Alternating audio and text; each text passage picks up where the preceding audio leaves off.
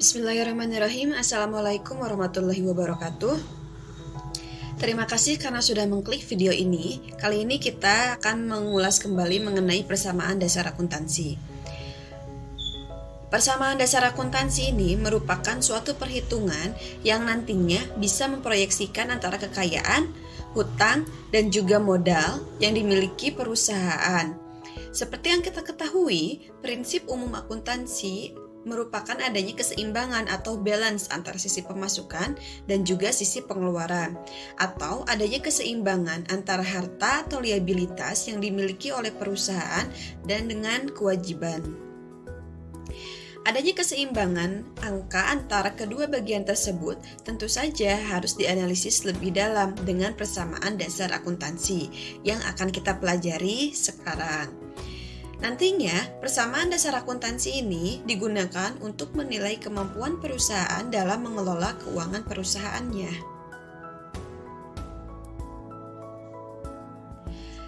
Prinsip persamaan dasar akuntansi ini secara sistematis menghubungkan antara harta perusahaan dengan hutang serta modal. Bagian harta atau aset perusahaan termasuk dalam bagian aktiva, sedangkan hutang dan modal masuk dalam bagian pasiva. Seperti yang ada dalam layar teman-teman semuanya. Di sini ini merupakan rumus persamaan dasar akuntansi, di mana aktiva yaitu adalah aset atau harta, pasiva kewajiban dan juga modal. Seperti yang kita ketahui, semakin besar hutang pada sisi pasiva, maka akan menyebabkan ketidakseimbangan pada sisi aktiva.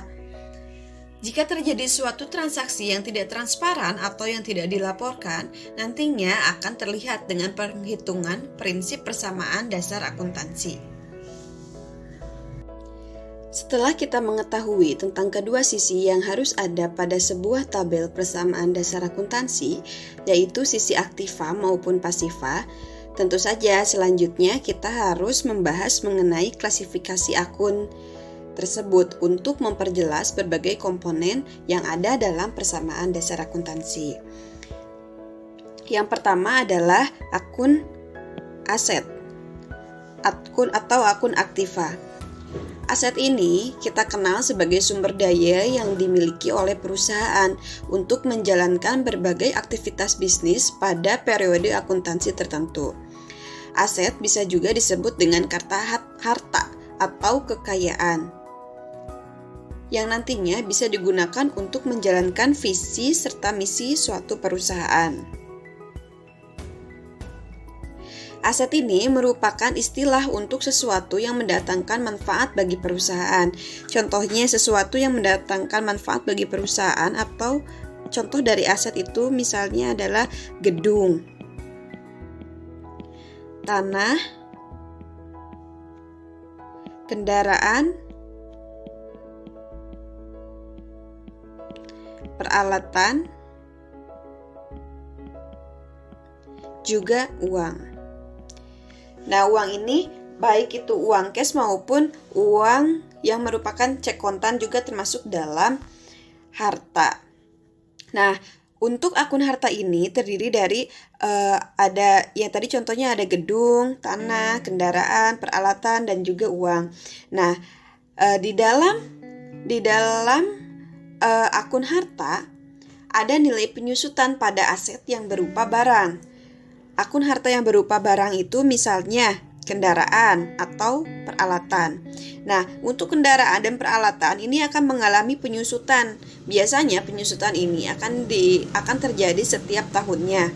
Contohnya misalnya peralatan mesin yang pasti akan mengalami kerusakan pada suatu waktu, atau misalnya kendaraan yang pastinya setiap tahunnya akan berkurang performa dari kendaraan tersebut. Nah, karena terjadinya penyusutan, maka akan mengalami penurunan nilai jika ingin dijual kembali. Nah, berbeda lagi untuk gedung dan juga tanah.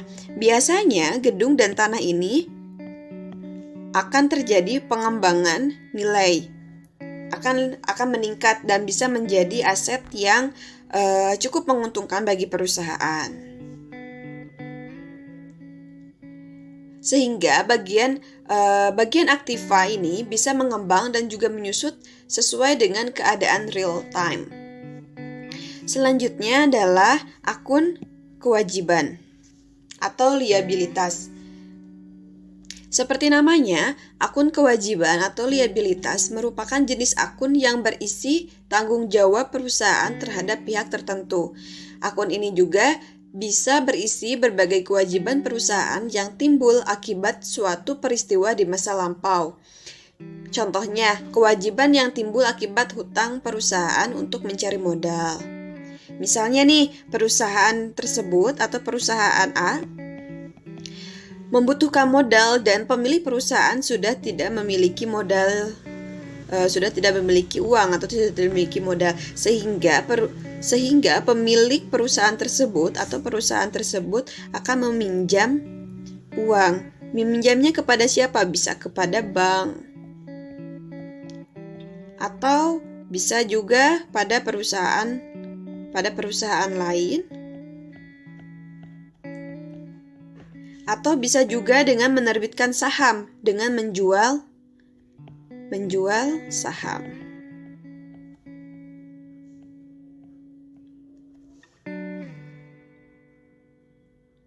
Kewajiban ini biasanya bersifat harus segera dibayar pada deadline atau tenggat waktu yang telah ditentukan.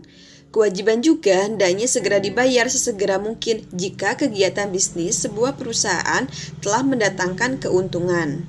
Bagian pasifa akan bertambah jika akun liabilitas meningkat, dan juga sebaliknya jika berkurang. Akun selanjutnya adalah akun ekuitas atau owner equity. Akun ekuitas ini merupakan akun modal yang merupakan sisa kepentingan perusahaan setelah dikurangi oleh kewajiban ini. Singkatnya, bagian ekuitas diisi dengan sisa nilai modal setelah dikurangi dengan kewajiban. Dengan begitu, kedua bagian dari aktiva dan juga pasifa bisa memiliki nilai yang seimbang. Balance.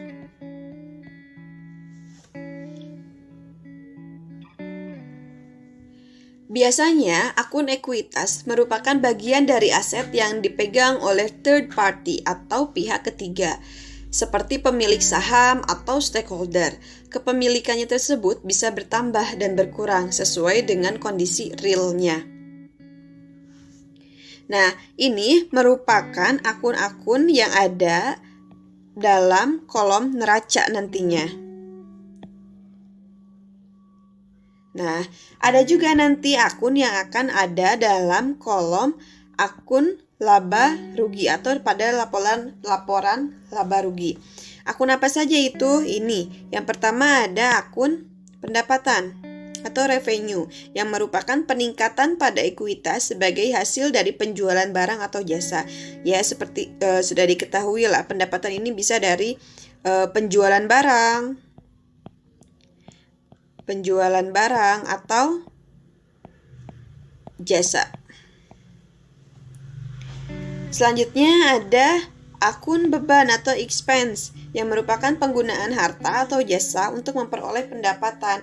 Jadi akun beban ini ada ketika selama operasional perusahaan mengeluarkan beban-beban atau mengeluarkan kewajiban, mengeluarkan biaya, maksud saya mengeluarkan biaya. Misalnya akun beban ini terdiri dari misalnya biaya listrik, beban listrik ya.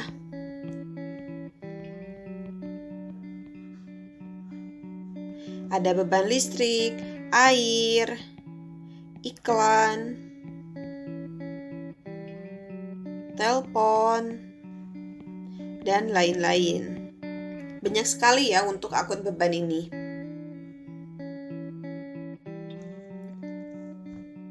Selanjutnya ada sistem pencatatan ganda atau double entry accounting. Sistem pencatatan ganda berdasarkan konsep sederhana, yaitu setiap pihak dalam transaksi bisnis akan menerima sesuatu dan memberikan sesuatu sebagai imbalan. Dalam hal pembukuan, apa yang diterima di debit dan apa yang diberikan di kredit.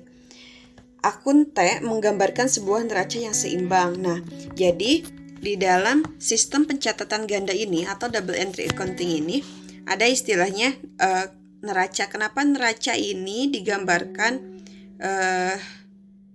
kenapa disebut dengan neraca dengan gambarnya itu timbangan seperti ini ya? Kenapa? Karena ini untuk melambangkan keseimbangan antara menerima di sisi debit dan juga menerima di sisi kredit. Nah, makanya dalam segi pencatatan, neraca ini ditulis atau dibentuk dalam sebuah akun T seperti ini. Di mana sisi debit, di mana sisi kiri untuk menerima disebut dengan debit dan sisi kanan untuk memberi disebut dengan kredit.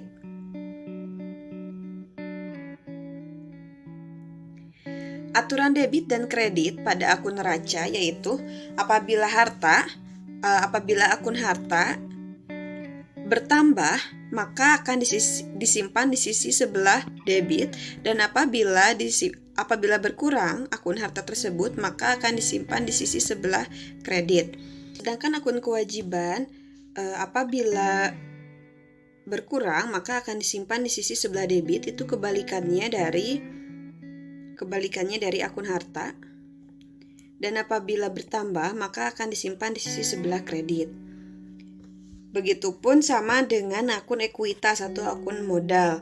Apabila berkurang maka akan disimpan di sisi sebelah debit, dan apabila bertambah maka akan disimpan di sisi sebelah kredit.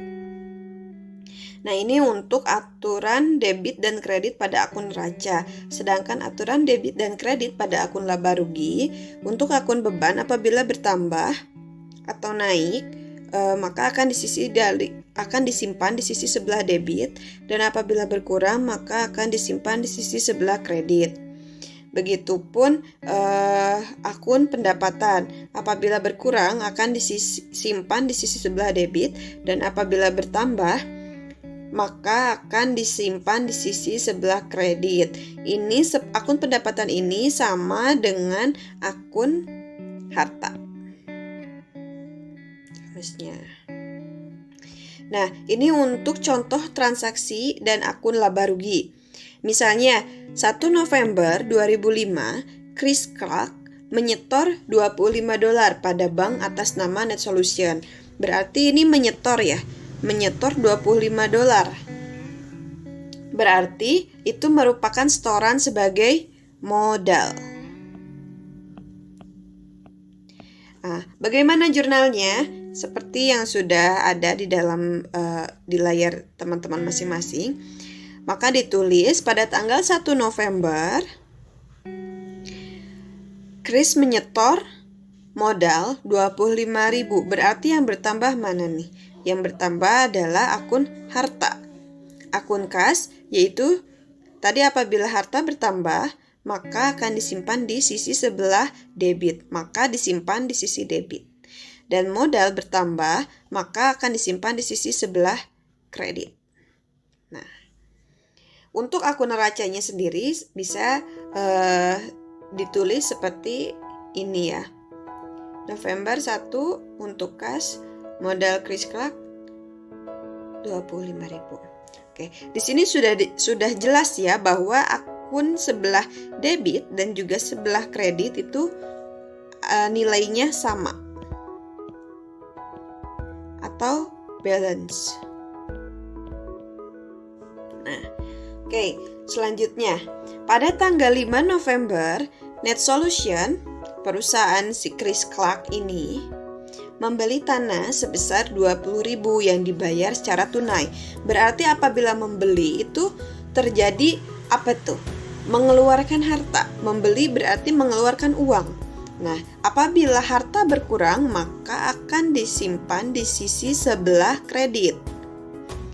Dan ini untuk modal bertambah maka akan disimpan, akan disimpan di sisi sebelah debit. Nah, berarti penyimpanannya seperti ini penulisannya. Tanah sebesar 20.000 di debit dan kas 20.000 di sisi sebelah kredit. Oke, lanjut. Selanjutnya di tanggal 18 November menerima sebesar $7.500 dari pelanggan atas jasa yang dilakukan. Nah, berarti kalau menerima bertambah harta ya. Tadi apabila harta bertambah disimpan di mana? Di debit. Oke. Untuk pendapatan akan menerima $7.500 dari pelanggan atas jasa yang dilakukan. Berarti pendapatan jasa sebesar $7.500 disimpan di kredit. Nah, untuk penulisannya seperti ini. Ini merupakan buku besar ya, penulisan buku besar. Nanti akan dibahas pada sesi selanjutnya. Lalu pada tanggal 30 November, NetSolution menghitung ada $800 perlengkapan telah habis digunakan. Ternyata perlengkapan yang sudah ada di perusahaannya tersebut apabila diuangkan sebesar $800 itu sudah habis digunakan. Untuk pencatatannya adalah beban perlengkapan disimpan di sisi sebelah debit dan perlengkapan disimpan di sisi sebelah kredit. Contoh selanjutnya yaitu penarikan oleh pemilik atau prive. Nah, ini pada tanggal 30 November, Chris Clark menarik $2.000 kas untuk keperluan pribadinya. Ini untuk pencatatannya seperti ini. Penarikan Chris Clark disimpan pada sisi debit dan kas perusahaan berkurang di sisi sebelah kredit. Ini untuk buku besarnya, berarti untuk kas selama November ini di debitnya ada segini dan di sebelah kreditnya ada segini. Oke, seperti itu untuk penarikannya. Untuk prive seperti ini pencatatannya. Dari tadi kan kita membahas mengenai bagaimana harta disimpan di sisi sebelah debit dan bagaimana kewajiban disimpan di sisi sebelah kredit apabila bertambah. Nah, kali ini saya akan memberikan tips supaya mudah untuk memahami atau menyimpan di sisi sebelah mana sih seharusnya harta, hutang, modal, dan juga pendapatan serta beban ini disimpan apabila terjadi kenaikan dan juga penurunan. Nah, untuk harta ini tadi kan sudah dijelaskan ya di klasifikasi akun bahwa harta ini terdiri dari kas kendaraan,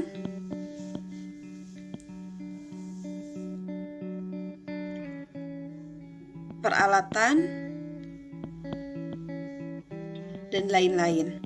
Nah, semuanya ini baik harta, kewajiban, modal, pendapatan, dan juga beban akan memiliki kelompok akunnya tersendiri. Nah, yang akan kita bahas kali ini adalah mengenai bagaimana menyimpan dari kelima akun ini. Oke. Untuk triknya, teman-teman bisa mengikuti ya jari-jari saya seperti ini ya. Oke. Nah, di mana untuk ibu jari dan kelingking ini adalah harta dan juga beban. Nah, untuk jari ini yang tidur terdiri dari kewajiban atau hutang, modal, serta pendapatan. Oke, diingat kembali bahwa ibu jari ini adalah masuk dalam kategori harta dan kelingking ini masuk dalam beban. Sedangkan jari yang tidur ini terdiri dari hutang, modal, dan juga pendapatan. Oke, sudah diingat ya? Nah, di mana harta dan juga beban apabila bertambah disimpan di sisi sebelah debit. Apabila harta dan juga beban bertambah maka akan disimpan di sisi sebelah debit. Nah, untuk jari-jari yang tidur ini yang terdiri dari tadi tuh kewajiban atau hutang, modal, dan juga pendapatan, apabila bertambah, maka akan disimpan di sisi sebelah kredit. Kebalikan dari ibu jari dan kelingking ini. Oke, diingat kembali ya, bahwa harta dan juga beban apabila bertambah itu berarti jarinya berdiri ya, seperti ini. Maka akan disimpan di sisi sebelah debit.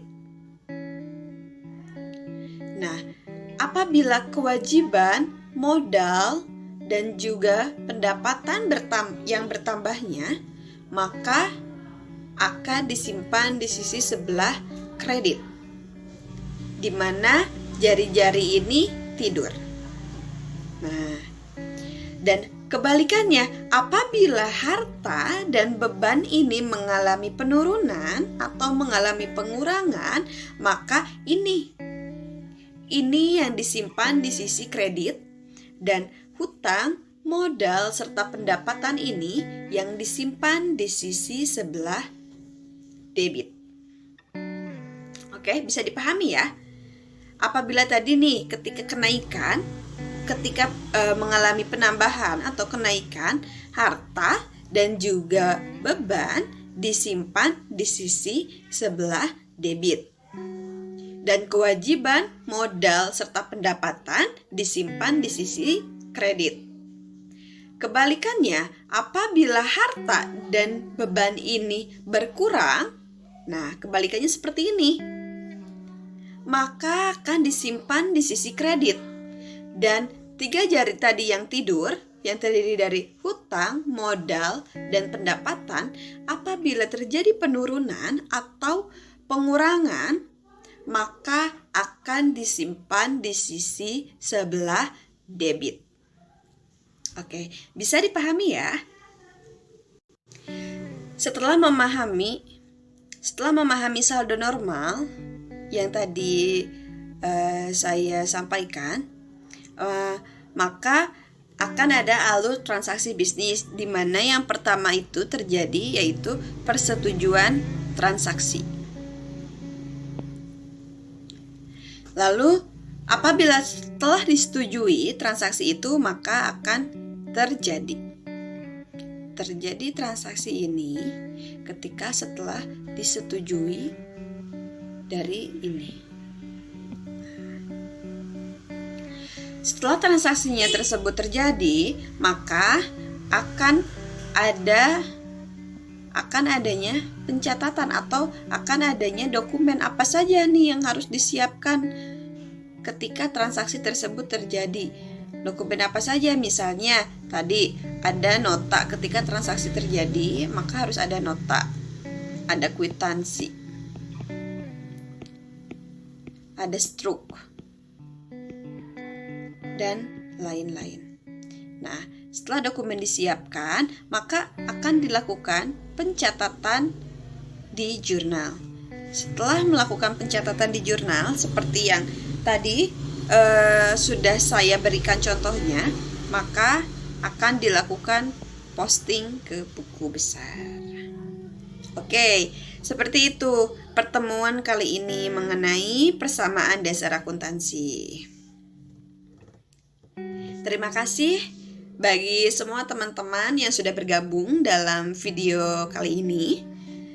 Semoga apa yang saya sampaikan bisa bermanfaat dan bisa dimengerti. Mohon maaf apabila banyak kesalahan. Jangan lupa untuk mengklik subscribe. Boleh juga teman-teman untuk melakukan komentar atau bertanya di kolom komentar. Terima kasih. Mohon maaf apabila banyak kesalahan. Wabillahi taufiq wal hidayah. Wassalamualaikum warahmatullahi wabarakatuh.